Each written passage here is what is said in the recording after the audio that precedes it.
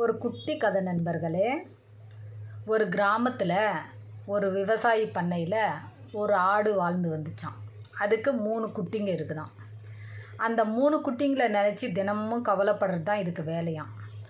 தினமும் இவங்களுக்கு பயிற்சி எடுக்கிறது, இவங்களுக்கு அந்த பக்கம் போகக்கூடாது, இந்த பக்கம் போகக்கூடாதுன்னு சொல்லிகிட்டே இருக்கிறது தான் வேலையாம். அதுங்களுக்கு தினமும் சாப்பாடு கொண்டு வந்து போடுறது. அந்த பக்கம் பெரிய காடு இருக்குது. ஏன்னா அவங்க இருக்கிற இடத்துலேருந்து காடு பக்கத்திலே இருக்குதாம். அதனால் காட்டு பக்கம் போயிடாதீங்க, அங்கே இருக்கிற மிருகங்க உங்களை சாப்பிட்ருவாங்க, இந்த மாதிரி எல்லாம் சொல்லி கொடுத்து வளர்க்குதான். ஒரு நாள் 2 விவசாயிங்க நின்று பேசிகிட்டு இருந்தாங்களாம். அவங்க 2 பேரும் பேசுகிறது இந்த ஒரு ஆட்டுக்குட்டி கேட்டுடுச்சான். என்னன்ட்டுன்னா, காட்டு பக்கமாக நிறைய புல், பச்சையாக புல்லுங்க, செடி கொடி மரங்கள்லாம் நிறைய இருக்குது அப்படின்னு பேசிகிட்டு இருந்ததை ஒரு ஆட்டுக்குட்டி கேட்டுருச்சான். அந்த ஆட்டுக்குட்டி என்ன பண்ணிச்சான், அம்மா சொல்கிற பேச்சை கேட்காம மீறி இது ஆடு காட்டுக்குள்ளே நுழைஞ்சிடுச்சான். நுழைஞ்ச உடனே அம்மா ஆடு வந்து, பற்றியா நான் இவ்வளோ சொல்லி என் பேச்சை கேட்காம போயிடுச்சு ஒரு குட்டி, நான் எங்கே போய் தேடுவேன், நீங்கள் பத்திரமா இருங்கன்னு மற்ற 2 குட்டிங்களுக்கு அறிவுரை சொல்லிவிட்டு இது ஆட்டுக்குட்டியை தேட கிளம்பிடுச்சான். இந்த ஆட்டுக்குட்டி என்ன பண்ணிச்சான், ஒரு பட்டாம்பூச்சி பறந்து போகிறத பார்த்துனே நடு காட்டுக்கு போயிடுச்சான். நடு காட்டுக்கு போன உடனே 4 ஓநாய்ங்க எதிரே வந்துச்சான்.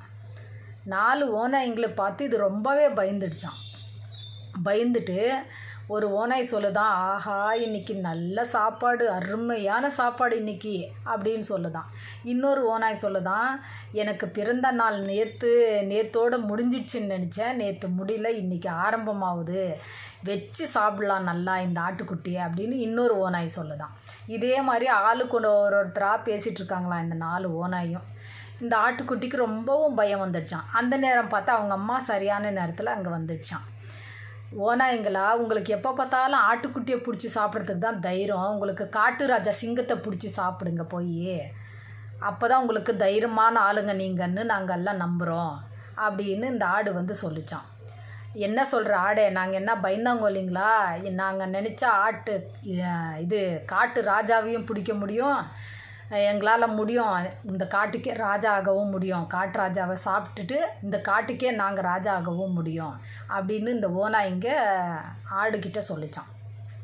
அதுக்கு அந்த ஆடு சொல்லிச்சான், முதல்ல அதை செய்யுங்க, ஃபஸ்ட்டு காட்டு ராஜாவை உங்களால் முடிஞ்சால் நீங்கள் பிடிச்சிட்டு இந்த காட்டுக்கே நீங்கள் ராஜாவாகுங்க, அப்புறமா எல்லாம் ஆட்டுக்குட்டியெல்லாம் சாப்பிட்டுக்கலாம், எப்போவுமே ஆட்டுக்குட்டியை தானே சாப்பிட்டுன்னு இருக்கிறீங்க, நீங்கள் ஒரு பயந்தாங்கொல்லிங்க, நீங்கள் காட்டு ராஜாவை நெருங்கக்கூட முடியாதுன்னு ஊருக்குள்ளே எல்லாம் பேசிக்கிறாங்க, நீங்கள் அந்த மாதிரி செய்யாதீங்க, நீங்கள் ஃபஸ்ட்டு காட்டு ராஜாவை பிடிச்சி ஜெயிச்சு பாருங்கள், அப்புறம் இந்த காட்டில் இருக்கிற மிருகங்கள்லாம் உங்களுக்கு அடிமை அப்படின்னு சொல்லிச்சான். அந்த ஆடு ஓநாய்ங்களை திசை திருப்பி விட்டுருச்சான்.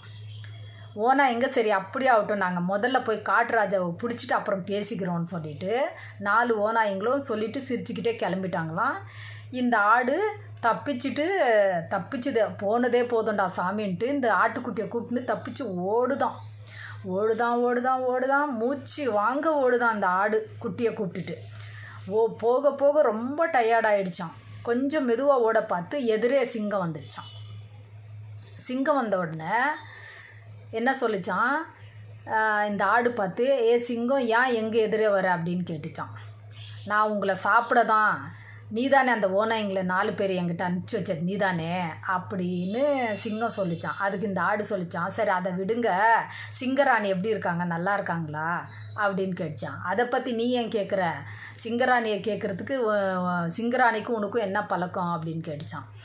உங்களுக்கு சொல்லவே இல்லையா சிங்கராணி, போன தடவை நான் காட்டுக்கு பிக்னிக் வந்தப்போ சிங்கராணியும் நாங்களும் ரொம்ப ஃப்ரெண்ட்ஸாக இருந்தோம், ரொம்ப நட்பு எங்களுக்கும் அவங்களுக்கும், நீங்கள் எங்களை பிடிச்சி சாப்பிட்டா சிங்கராணி உங்கள் மேலே கோச்சுக்குவாங்க, உங்கள் வீட்டில் சண்டை தான் வரும், பரவாயில்லையா, அவங்களுக்கு அதுவும் என் ஆட்டுக்குட்டின்னா ரொம்பவே பிடிக்கும் அவங்களுக்கு அப்படின்னு சொல்லிச்சான் ஆடு. அதை கேட்ட சிங்கராஜா, அப்படி ஒன்றும் என்கிட்ட சொல்லவே இல்லையே, நீங்கள் கேட்கல அவ்வளோதான், வேணும்னா அங்கே ஒரு காக்கா நின்றுட்டுச்சான், அந்த காக்காயை கூட கேட்டு பாருங்கள், போன தடவை பிக்னிக் வந்தப்போ காக்காயும் நானும் சேர்ந்து தான் சிங்கராணியை காப்பாற்றி விட்டோம் ஒரு இடத்துலேருந்து, அப்போ வந்து நாங்கள் நல்ல நண்பர்கள் ஆகிட்டோம், வேணுன்னா அந்த காக்காயை கேளுங்க அப்படின்னு சொல்லிச்சான். இந்த ஆடு வந்து சிங்கத்துக்கிட்ட சொல்லிச்சான். அப்புறம் அந்த சிங்கம் காக்காயை பார்க்கும்போது அந்த காக்கா கான்னுச்சான். சரி அப்பன்னா உண்மையாக இருக்கும், நான் நம்புகிறேன், நான் உங்களை சாப்பிட வந்த விஷயம் தயவு செஞ்சு சிங்கராணி கிட்ட சொல்லிடாதீங்க, அப்புறம் என் மேலே கோச்சுக்குவான்னு சொல்லிட்டு சிங்கராஜா அங்கேருந்து கிளம்பிட்டாராம். கிளம்பிட்ட உடனே இது மறுபடியும் அந்த குட்டியை கூப்பிட்டுன்னு ஓடிட்டே இருக்குதான். இன்னும் கொஞ்சம் தூரத்தில் போனதுக்கப்புறம் சிங்கராணி வந்துட்டாங்களாம் குறுக்கே. அப்புறம் சிங்கராணி வந்தோடனே, ஆஹா, நான் இன்றைக்கி உங்கள் 2 பேரையும் வேட்டையாடி எடுத்துன்னு போய் சிங்கராஜாவுக்கு கொடுத்தா அவர் ரொம்பவும் சந்தோஷப்படுவாருன்னு சிங்கராணி சொல்லிச்சான். அதுக்கு சிங்கராணி கிட்ட சொல்லிச்சான், இந்த ஆடு, நாங்கள் சிங்கராஜாவோட நண்பர்கள், எங்களை நீ சாப்பிட்டா, எங்களை நீ ஏதாவது செஞ்சால் சிங்கராஜா உன் மேலே கோச்சுக்குவார் அப்படின்னு சொல்லிச்சான் அந்த ஆடு. அப்படியெல்லாம் ஒன்றும் இல்லையே, அவர் எப்பவும் என்கிட்ட இந்த மாதிரி சொன்னதே இல்லையே அப்படின்னு சொல்லிச்சான் சிங்கராணி.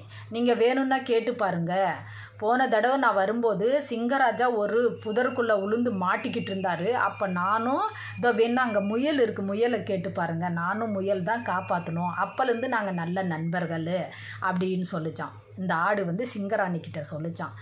அப்போ அந்த சிங்கராணி அந்த முயலை பார்த்துச்சான். முயல் ஆமான்னு கத்துச்சான். அப்போது சரின்னு சொல்லிட்டு சிங்கராணியையும் வழி விட்டுருச்சான். இவங்க ஓடி ஓடி ஓடி போயிட்டே எப்படியோ ஒரு வழியாக போய் அவங்க வீடு சேர்ந்துட்டாங்களாம். வீட்டில் சேர்ந்த உடனே அந்த ஆட்டுக்குட்டிங்களுக்கெல்லாம் சொல்லிச்சான், நமக்கு ஒரு கஷ்டம்னு வரும்போது நம்ம பயப்படக்கூடாது, தைரியமாக யோசிக்கணும், எப்படி தப்பிக்கணும் இந்த இடத்துலேருந்து முயற்சி செய்யணுமே தவிர பயந்து போகக்கூடாது. எப்போவுமே பயந்தோம் நம்ம அவ்வளோதான், அந்த இடத்துல நம்ம தோற்று போயிட்டோம்னு அர்த்தம். எவ்வளோ பெரிய கஷ்டம் வந்தாலும் பயப்படாமல் முதல்ல யோசிக்கணும் அப்படின்னு அந்த குட்டிங்களுக்கு மறுபடியும் அறிவுரை சொல்லிட்டு இருந்துச்சான் ஆட்டுக்குட்டி. இதுலேருந்து நமக்கு என்ன புரிஞ்சிச்சு, எவ்வளோ தந்திரமாக அந்த ஆடு தன் குட்டியை எத்தனை இடத்துலேருந்து காப்பாற்றி மீட்டு கூட்டின்னு வந்துடுச்சு. கதை பிடிச்சிருந்தா லைக் பண்ணி, ஷேர் பண்ணி, கமெண்ட் பண்ணுங்கள். மறக்காமல் சப்ஸ்கிரைப் பண்ணுங்கள் நண்பர்களே.